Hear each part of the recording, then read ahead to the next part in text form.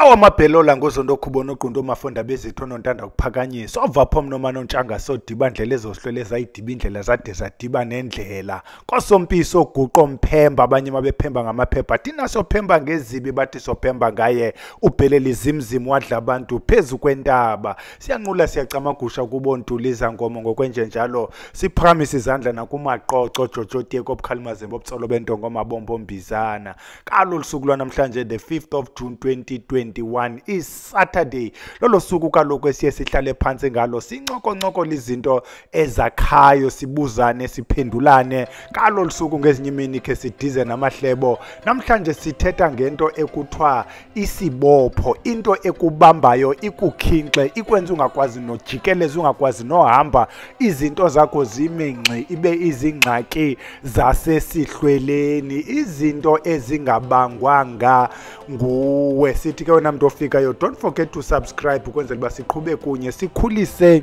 elikhaya siyaya phambili bantu abahle ukuba uyajonga uba noko abantu bayangena kwelikhaya bachophe abanye sigqibele bekhona sibone singasababoni abanye ke mane becofa no unlike umuntu avela athi unlike ngoba sithetha ngesibopho ungaziba kuxa kutheni xa ku unlike masiyiqhubeke njalo sidwe namuntu othi iyavakala lento kaBhele imnandi lento isweetana lento kaBhele sithi don't forget to like kuba kaloku no like aba bayayincedisa lento kuthiwa i-algorithm ka-YouTube ukwenzela uba YouTube ayirecommend le video nakwabanye abanothi bancedakale comment kuba nako ukhomenta oku kwenza lento kuthiwa yi-engagement uYouTube athi nonke lento kaBhele bakhona abantu abayithandileyo ikwazi ke uqhuba levangeli iye phambili masingawatsali ke asinazo nezo announcements except to say namhlanje being the 5th of June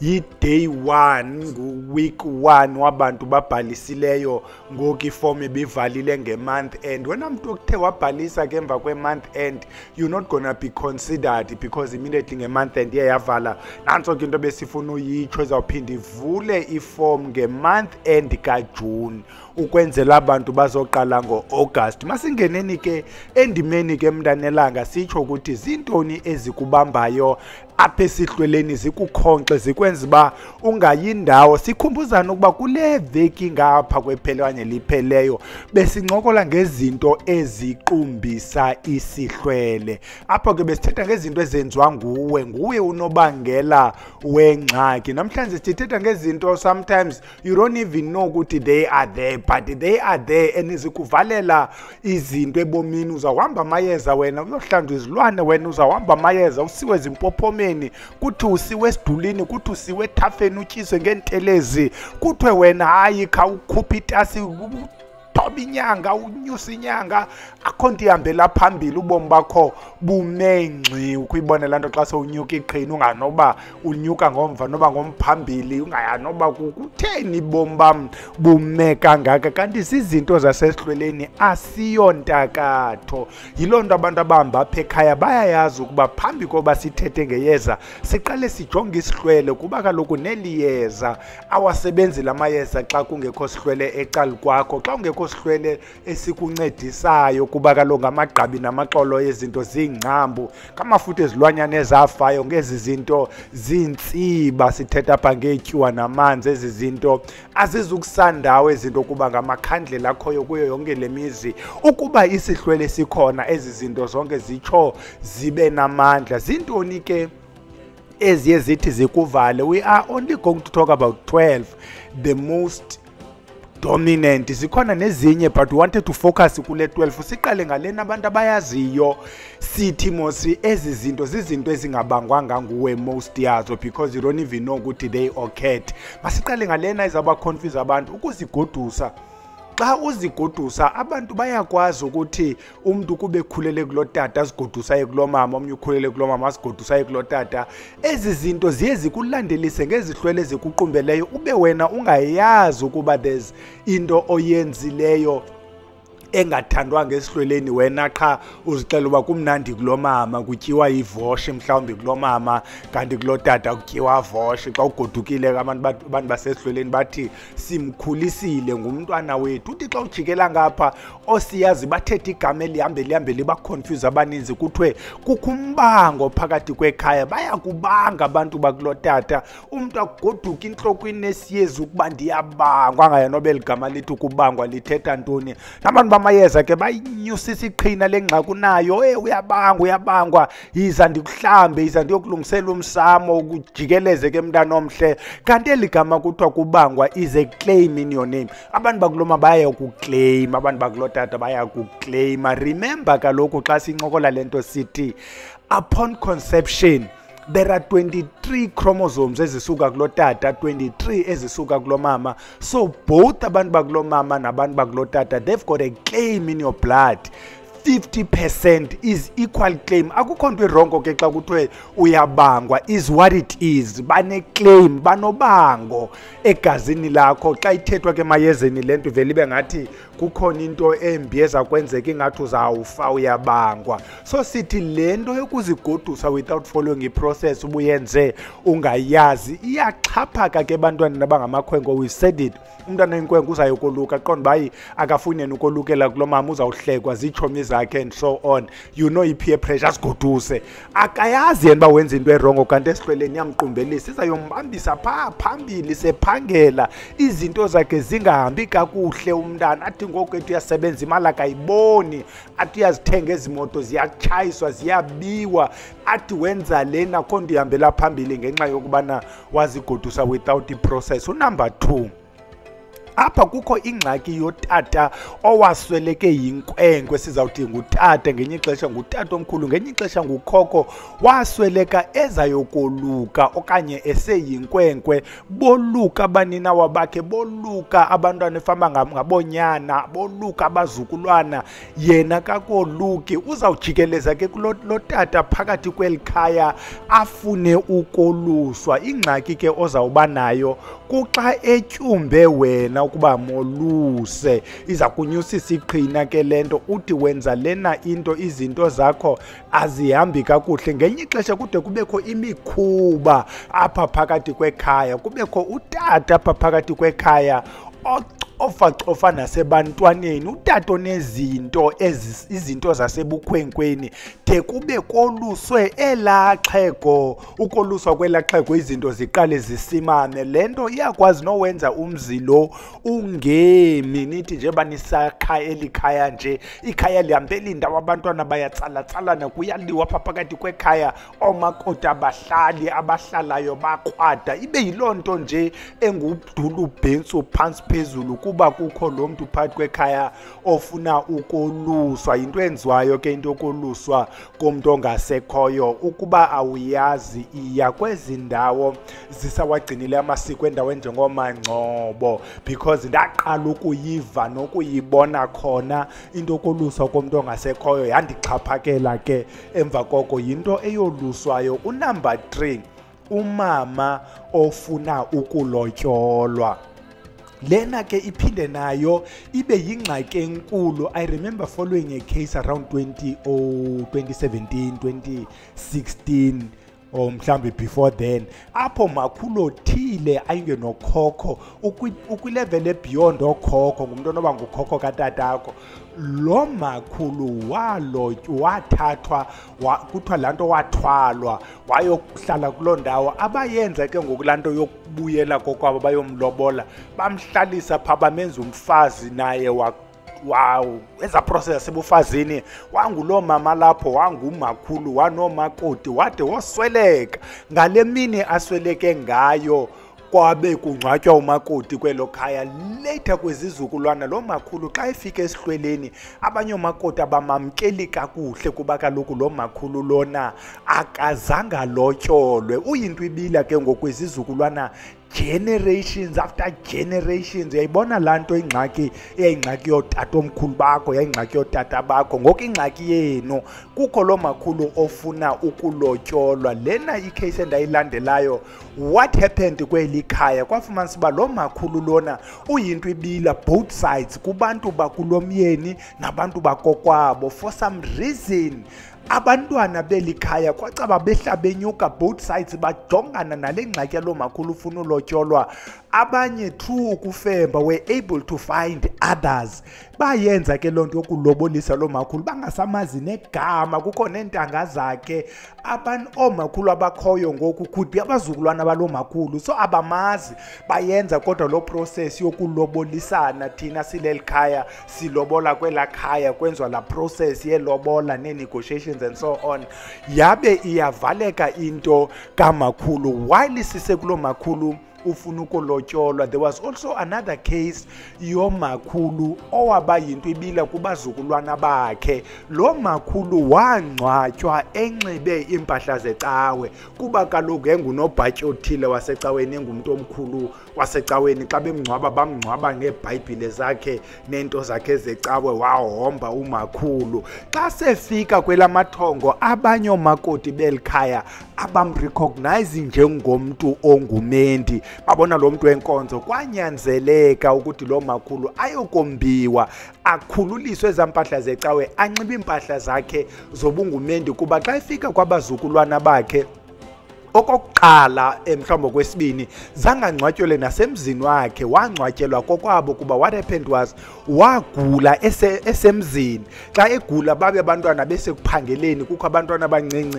umakhulu ethi go home because ekhaya kulapho bekukho iisister zakhe, kusekho ikhaya because emzini abantwana bayaphangela, akukho mntu ngomnye emzini. So wagulela kokwabo. Xa ibhubhayo azange kubonwe into i-wrong uba makangcwatyelwe kokwabo, angcwatyelwa kokwabo. Now kule process yokungcwatywa kwakhe ngento zecawe, one of the challenges ukubana andingcwatyelwanga kwam, ndigoduseni, ndiyemzini wam, ndiyongcwatyelwa ecala komyeni. That was into eyenziwa zii-generations ngabazukulwana, because ebantwaneni abantwana yengabantu benkonzo, isengabantu benkonzo ke, without ukuba sinike i-detail, and because basaphila abantu sithetha ngabo, asihlebi mos, siyafundisana nabo. They are listening to le video right now. Unumber 4, umntu ongcwatywe ebugxwayibeni. Enye into exhaphakileyo ke le eyenza ukuba izinto zethu zingahambi, kuba kukho lo mntu ungayithandiyo le ndawo angcwatywe kuyo. Omnye ungcwatywe endaweni esekukhula imithi, ayikhalazele loo nto, afuna uyokombiwa. Omnye ungcwatywe endaweni enamanzi, afuna uyokombiwa. Omnye ungcwatywe kwindawo nje esenkunkumeni, wangcwatywa apha kule ndawo ngoku aphele kuba senkulu, loo ndawo isebugxwayibeni. Zimbini ke ezi zinto zokuphinde kungcwatywe umntu. Enye icase, umntu uzawuhamba ayokombiwa angcwatywe ithambo, omnye uzayolandwa kuzongcwatywa umoya. Lesithetha ngayo ngumntu othi usebugxwayibeni, ufuna ukulungiselelwa ingcwaba lakhe physically. Lona ke umntu ininyanzelise ke into kubana kuyiwe engcwabeni lakhe. I remember following le case, kwakukho utata eKapa. I hope usaphila lo tata, ndandinazo iinamba zakhe, but is more than 7 years ndingekazilande neento zamayeza, qha ndine-interest kwezi zinto. Lo tata ebekwazi ukukudirector kweli ngcwaba lalo mntu ngefowuni eseKapa. Wena ulapha eMonti, athi uyabona umntu othile ihla, uyabona othi jike left, uyabona othile, apho ke kulapha ngcwatywe khona lo mntu wenu, nibe nithetha efowunini. Wayengutata kwayinaso eso siphiwo. If usaphila, please let me know ukwenzela uba sishare i-details zakhe kubantu abafuna ukuyoboniswa amangcwaba ezizalwane zabo ezibachutshumbisayo, ezingaxolanga kwezo ndawo zikuzo, because ezi cases zinje, we've got cases zabantu abangcwatywa ezibhedlele. When izibhedlele used to have graveyards, sinabantu abangcwatywa kwezi ndawo zawo correctional service back then, apho umuntu wayigwetyiwe engakwazi ugoduka ongcwatyelwe ekhaya. We've got ezo cases njalo, abantu bafuna ulandwa bayongcwatywa physically kwezi ndawo ziclose kubantu babo. Iicases ezinjalo ke zizinto engaske simfumane umntu okwazi ukuncedisana nathi siwafumane la mangcwaba. Apha sithetha ke ngomntu ongcwatywe ebugxwayibeni. Unumber 5, umntu ofuna ukuyolandwa. Yabona apha ke sithetha ngomntu ofuna ukuyolandwa ngokomoya. We've got cases zomntu yena wayezichipele ngapha eKapa, wayezichipele eDurban, wayezichipele eGauteng, wayichipile yena kuloo kona yakhe, waba ngumntu welo lizwe, wangcwatywa ke. Xa engcwatywa labe lingaziwa ikhaya lakhe except esi sithandwa sakhe sakule ndawo esimazi uba unguTaJoe. Ayaziwa ke ngoku engenye into kaTaJoe. uTaJoe ngwangapha eTranskei, kuvele kutshiwo ke mntana omhle kwamntu ekuthi uvele eTranskei. Haya mani, usazi ungamazi uTaJoe naye ngwaseTranskei. Awuthi uvele eTranskei na wena. Xa sibhuthelwe nguTaJoe ke sizamngcwaba ke uTaJoe kungalandelwanga anything yakokwabo. Uzawuba into ibila ke afune ukuyolandwa ngokomoya. Omnye umntu ubulewelwe kuloo ndawo yasemrentweni, omnye umntu watshayiswa imoto ecala kwendlela, omnye umntu ubhubhele esibhedlele, omnye umntu ubhubhele etrongweni. Aba bantu babhubhele kweza ndawo baze ke ngoku imimoya yabo ayahanjiswa igoduswe, kuba kaloku siyayiphinda into ethi ukugoduswa kwakho kufuneka kubekho abantu bakokwenu kule process yokukungcwatywa kwakho. Yiloo nto ezinye izinto zihambe zikhwinise indlela esizenza ngazo, kuba kaloku zizawubuyela ikhaya. I remember there was a case ngotata uMandela, ukungcwatywa kwakhe wena umbutho wakhe osithi makangcwatyelwe eGauteng, labe ikhaya lisithi makazongcwatyelwa eQunu. Then there was a discussion. I remember kubuzwa uDr Nomzola Mndende ukuthi isonjululwa njani le nto. uDr Nomzola Mndende answered in a very profound way, wathi into yomntu ongasekhoyo yinto yekhaya.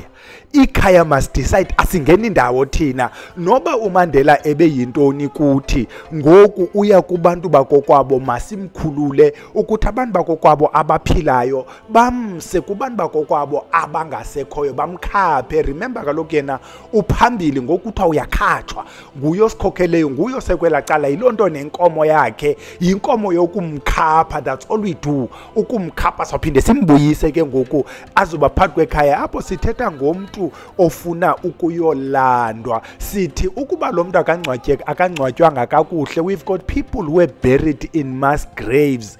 Apha kungcwaba ileader yombutho, has nothing to do with any of abantu bangcwatywayo. Unguye umuntu ophambili othethayo. Bangcwatywe abantu in those mass graves, sometimes unmarked graves. Lo mntu njalo one day uzawufuna ukuyolandwa. Yiloo nto kukontinuishwa ukufunyanwa abantu abangcwatywa ngokuya kwakusaliwa umzabalazo, omnye wemka ozabalazele endaweni ethile, ngoku umoya wakhe awunandawo kulaa ndawo kuyo, kuba awukagoduswa kakuhle. Nezinto zoba goduswe azikenziwa, uyazifuna ke ngoku lo mntu uzawuba yinto ibila kuni nina bantu bakokwabo. Siphinde sibuyele kule nto yayithethwa nguDr Nomzola Mndende to emphasize what I'm saying. uDr Nomzola Mndende was saying, when it's all said and done, thina sizabe siqhubeka ukuzabalaza, sijonga abanye abantu abazinkokheli zethu, lela khaya elizawube livelelwa ngulo mntu efuna izinto, efuna ugoduswa. Asisangeni indawo ke thina, yingxaki yabo. Yiloo nto esithi into yomntu ongasekhoyo masishele kubantu bakokwabo. Nantsi ke ngoku le case uyinto ibila kuni, nanku umntu ufuna ukuyolandwa ecala kwendlela apho la bhasi yawela khona. Sithetha ngaloo mizimba kwawa ibhasi, and then ke ngokuthi hayi mince meter kwazi ukuba ophi ngophi, and then kuthi urhulumente uzawuqokelela yonke laa nto ayoyingcwaba. Nilikhaya nina nijonge loo nto ka-road accident, nina nijonge ezo benefits zimonetary, niyilibale eyokuba laa moya kufuneka ulandiwe. Unumber 6, umntu owangcwatywa enamanxeba. Lena ke nayo into iphela iba yinto ibila kweli khaya, kuba apha sinecase yomntu owahlatywayo, abanye babesilwa imfazwe, omnye bekwento ezezinto. Masithethe ngecase ecurrent, abantwana bazii-groups zii-gangsters ezithile, omnye abulawe le group ye-gangsters isilwa naleya, ahlatywa dutyulwe, abe yiloo nto injalo. Nayo le case ufumanisa uba ikhaya limngcwabe njengomntu ofana nabanye. Kuphinde kubekho ezi zinto ezazikhona kudala, ukuhlonitshwa, kuthi hayi esi sidumbu because sengozi sawungcwatywa ngolu hlobo. Now kula malungelo akhoyo abazukulwana would protest, hayi asikwazi ungaya emngcwabeni kamalume, that type of thing.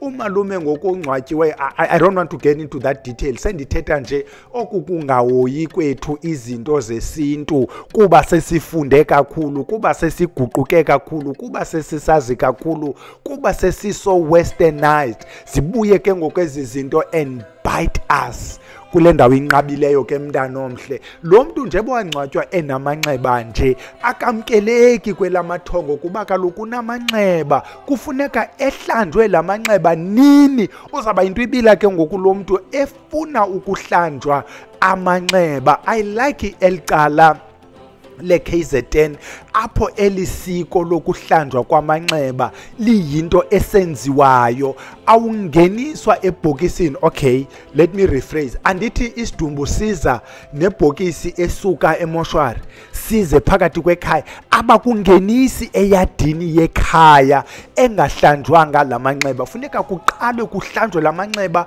kuhlanjwe nani phakathi kwekhaya, kuhlanjwe ingozi ngale mini kuza ungcwatywa ngayo. Akulindwa kude kungcwatywe, xa sekungcwatyiwe sihlamba amanxeba. What about la ahambe nawo? Kuba kufuneka siqale sasidumbu kuhlanjwe la manxeba, kuthethwe ukuthi la manxeba siyawahlamba, la manxeba siyawathunga.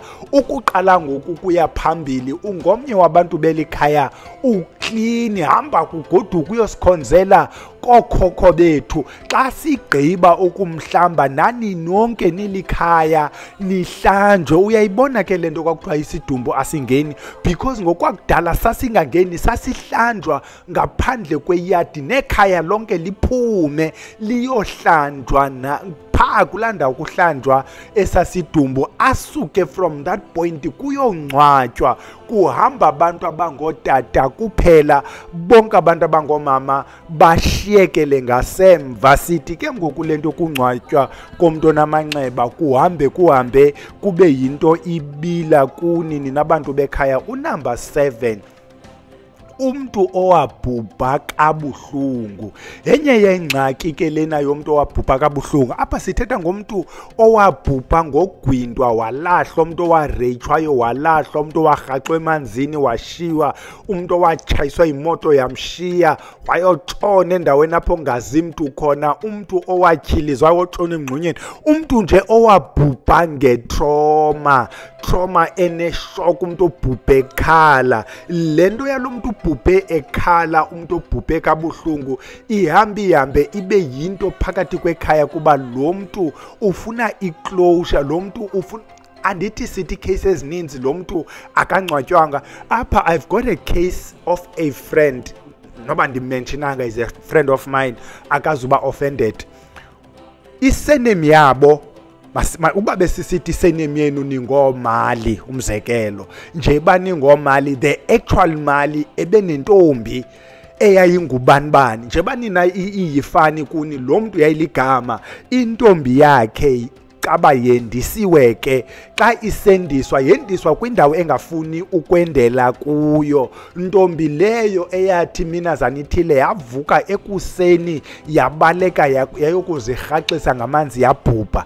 That was suicide. Le period sithetha ngayo, we track it around 1700, not 18, 1700.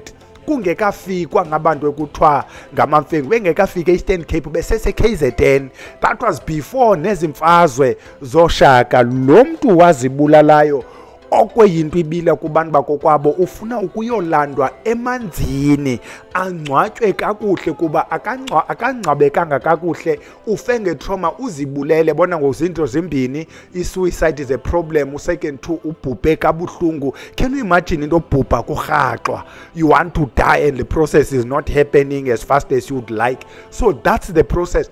So eza cases zinjalo zomntu obhubhe kabuhlungu ihambe ijikeleze nina. Sithetha apha ngomntu owabhubha ngo-1700, sithetha ngo-2020 into. Le nto yalo makhulu yenziwe last year apha kuGatyane, kwenye zalalisa kuGatyane, apho lo makhulu wayolandwa kuloo manzi yathile. Because uba wawutshone emanzini, even if wawutshone kumanzi, umzekelo masithethe ngothukela, watshone bafuna amanzi, noba uye apha eKai River awunyanzelekanga ukuthi uye kulathukelwa itshone kuyo bafuna emlanjeni kulapho akhoyo umakhulu usemlanjeni funeka ayolandwa emlanjeni that type of thing ubuvalwe esidulini awuyi kwesasiduli uya kwisiduli noba sesiphi so apha sithetha ngomuntu obhubhe kabuhlungu ozaba into ibila ebe yinto ibila nalo makhulu wakudala abamazi bonke abaphilayo abamazi otata omkhulu baba abamazi okhokho baba abamazi nokhokho bokhokho baba baphilayo yinto yakudala oko eyinto ibila ke kwi-generations up to now unumber 10 number 8 Bhele utata ongekakhatshwa apha besithetha ngokubana umntu uyakhatshwa kuthiwa usiwa kwele mimoya kukhona ke intetho ethi ukuba elixhego kanye lo tata okanye le ndoda ithe ayabe kanti inkomo yayo yakusasa yenziwe kuthiwa useyinkwenkwe ngokwasesihlweleni akanamandla unendawo angangeni kuzo akahambi xa kuhanjwa iindawo ezithile kuhanjwa kuzo ngabantu basesihlweleni kuba kaloku akakangeniswa apha esihlweleni andithi xa simkhapha siyamngenisa kubantu abadala akakangeni is still between thina nabangekhoyo uyilo nto ibila ke ngoku lo tata ufuna inkomo yakhe yokukhatshwa this is number 8 sidibanise no number 9 umama ofuna ukwenzelwa inkobe lo mama naye ufuna ukwenzelwa lento yakhe yokumngenisa esihlweleni I've heard ke questions and discussions ukuthi what about umntana wenkwenkwe uyakhatshwa what about umntana wentombazana uyazenzelwa na inkobe you see some of these questions is right ke kodwa ingaske ujonge apha phakathi kwela kokwenu ikhaya has it ever been done na into yokuba inkwenkwe yenzelwe inkomo yokuyikhapha na okanye you just want to confuse us I was just nje passing comment but the point is umntu oyindoda uyakhatshwa umuntu ongumama uyayenzelwa inkomo ibhokhwe yakhe yenkobo kanye inkomo yakhe yenkobe kuba umuntu ongumama engumuntu ongumama siye singabi married to whether inkomo bhokhwe ixhomekeke kumandla abantu belo khaya unumber 10 umntu ofuna ukuchithelwa intsimbi okanye ofuna ukuhlanjelwa itasi nayo lena into yabajikelezisa abantu into zenu azihambi nibone ligqirha ngelinye ixesha xa ujikeleza kosiyazi bangaboni intsimbi ezifuna uchithwa babone intsimbi enezi intsimbi xa bezibona kuwo siyazi bazawuthi fanele uyothwasa that's why lento ukuthwasa iphela ichaphaka kangaka ubungajikela kule kona umuntu uthwasile jikela kule kunamuntu uthwasile ujikela amagqirha abamaninzi because now we are misdiagnosed there is a lot of misdiagnosis sometimes lento has a little bit of what's the word kuthiwa intona iligama igreed I was looking for igama lesintu apha abantu abathwasisayo they make money from ukuthwasisa lo muntu nje bekubonisa lentsimbi ufuna ukukuthwasisa yena simbuze ke ba lo muntu uthi makathwasa uthwasela bani ewe uyayibona intsimbi yintsimbi kabani le uyibonayo kutheni lo muntu lentsimbi ingazange ikhivele kuye nje kutheni izovela for the first time there's nothing wrong but ke awukwazi uthi wena muntu uhlolayo ubona intsimbi then lo muntu makangene ephehlweni lonto sinabantu abaphele Bhele sungena kulokona Bhele masigqithe but besithetha ngaye lo muntu ofuna ukulahlelwa okanye ukuchithwa kwentsimbi zakhe kuba kaloku lo muntu usenezantsimbi enke ngoku kule kona kuyo akufunwa ezintsimbi zakhe kufuneka azinike umuntu olandelayo ngoku before azinike omnye umuntu kufuneka aqale zichithwe kuqala azokwazi uba ngumntwana phakathi kwasekhaya esihlweleni sithetha nangalo ke laxhwele elalinetasi yalo letasi elixhwele ndifuna ukuyihanda over elixhwele letasi liyafuna ba ihlanjwe izoba msulwa ukuzongena kwi-next generation unumber 11 umntu oshiye umsebenzi afuna wenziwe yabona ke unumber 10 no number 11 kunumber 10 sithetha ngeentsimbi ezifuna uchithwa uzaba into ibila lo muntu ufuna uchithelwa iintsimbi noba zichithwe ngubani phakathi kwelikhaya iintsimbi zakhe mazichithwe kanti unumber 11 uthetha ngomntu sithetha ngomntu oyinto ibila ofuna kuthathwe umsebenzi wakhe ingaba zezantsimbi wena mntu ke otyunjiweyo uzaba ngulo muntu uzaba nguwazithwala kufuneka ke ngokwena uthwasile apha there is a discussion on abantu abafuna ubizo nabantu abakhethiweyo. You see, there are many people abafuna uthwasa. There are many people abafuna uba ngamaxhele, bayayijikelezela lento. Omnye umuntu can even bribe you ukuthi umenze igqirha, abanye bade bayithwalele lento umuntu ahamba yothwala, uthwalela ukunyanga. Simbone nanku akanyangi yema, unyanga ngezihorho anyanga ngazo. Omnye ufuna ukuba ligqirha azochaza indaba kuba lento ingelobizo lakhe, ahamba yothenga izizwe, angabhuli yema kugcwale kwakhe lo muntu because ufuna ukunyanga. Zide nezizizwe ibe zizizwe zokunyanga zimbonise izinto amakazenze ukuze uphile mntundini. Lo muntu has no bizo whatsoever. Abantu abanobizo amaxesha amaninzi iba ngulo muntu yibalekayo, lo muntu lento yayijikeleza, lo muntu uyabaleka, adomnye abeligeza ubaleka ubizo. Those are the ones abathi xa belithatha lubizo imfanele because uyiphiwe, unlike lo uyithengileyo. Asikathethi ke ngaba athi umuntu I have a case apha yosisi naye is a follower le channel akazuminda naye. Lo sisi yena ebegula yilonto ebegula yiyo, afike kule ndawo. Ufika lo sisi enezinto zakhe, lo sisi hamba ngemoto zakhe ezinhle, enomsebenzi wakhe ofanelekileyo, enesikhundla apha kuRhulumente. Xa efikayo lo muntu uhlolayo abona uba ndinganemali apha, lo muntu uba ndingathi makathwase, waphela emluku uhlele kuthwaseni. Sizoyincokola lo sisi xa elapha lento kukuthwasa kwakhe, wayibona lento binukukutsha. Ndathi kuye khawukuye ifembela mntana omhle ukuze uyiqonde lento ukuba iyiyo na, because kaloku soze uthathe itasi from no one. Itasi ifuneka uyithathe kumuntu wakokwenu, not any other person. Sindawo nibhele yabona ngosawuphele sidiza namahlebo. Unumber 12, umuntu obephethe ikhaya kakubi. Yabona lento kaBheli oba tangential, sisigqibe silapha sizibone elsewhere, yambe lento ingaqumbisa kwezinye ikona, ingakumbi kwabantu bathwase bengathwasanga, iyaqumbisa. Apha sithetha ngomuntu obephethe ikhaya kakubi. Wena ubusisidungamzi kweli khaya, wena abantu balapha ekhaya bebengonwabanga ngenxa yakho, wena ubungulumntu wathi mhla wabhubha kwaphola phakathi kweli khaya. Lento ke ngoku naxa ufike esihlweleni, because ubusisidungamzi uyaziwa pha esihlweleni ba wena ubuyilento ingekho right phakathi kwekhaya. Ngoku yakho into kufuneka kubekho lento ikukuxolelanisa, abantu bekhaya bakuxolele. We have cases, ngizawuphinde ndibuyele kula friend yam without mentioning igama, apho umakhulu, meaning umama katata, ebengamfuni lo friend wami, engamfuni to a point ba ebesithi ayingowalapha lo mntwana. Ngoku umakhulu xa eswelekile kulanto ebephethe lo mntwana kakubi, xa eswelekile umakhulu xa efika phambili akamkeleki kakuhle phakathi kwesihlwele, kuba kufuneka eqale wocela ixolo kulaa mntana mshiye ebemqumbisile. Yabona ngumuntu ongasekhoyo, kufuneka azocela ixolo kuwe athi ndixolele mntanam, ukuze azokwazi ungena esihlweleni kufuneka lona emxolele. This friend of mine about 3 weeks ago uye woyenza ke lonto yokuxolela umakhulu, naye wasobhitha ngumakhulu kuba umakhulu ndikhulise kakubi, umakhulu ebengandifuni. Na wayenza lo process yokuthi amxolele, wamenzela utywala, wamxhelela ibhoko, wathi ndiyakuxolela makhulu.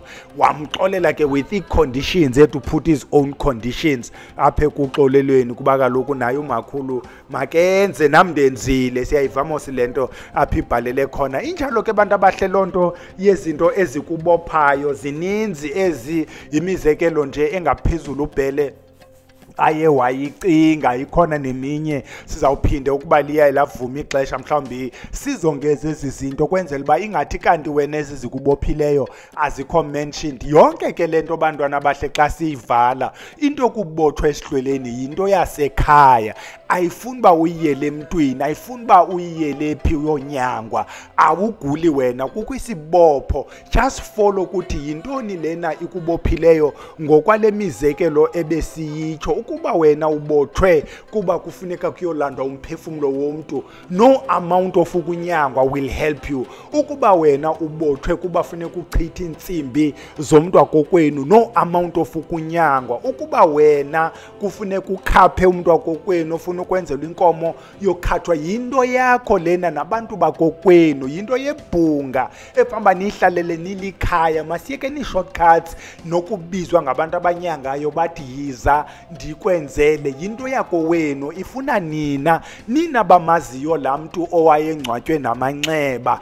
Hlambani amanxeba, ayifuni iyeza into hlamba amanxeba, ayifuni mntu unyangayo, ifuna nina nilikhaya. Nantso ke bantu abahle, siza kuyiyeka ke kule kona ilale, sawuphinde siyinqakule. I'm not sure about uSunday bantu abahle. I'm really and truly not sure. We're working on another idea for the Sunday slot because le nto yamathongo is really stressing me. Ayenzeki. Sizawuyeka ke kwangoku ilale Camagu.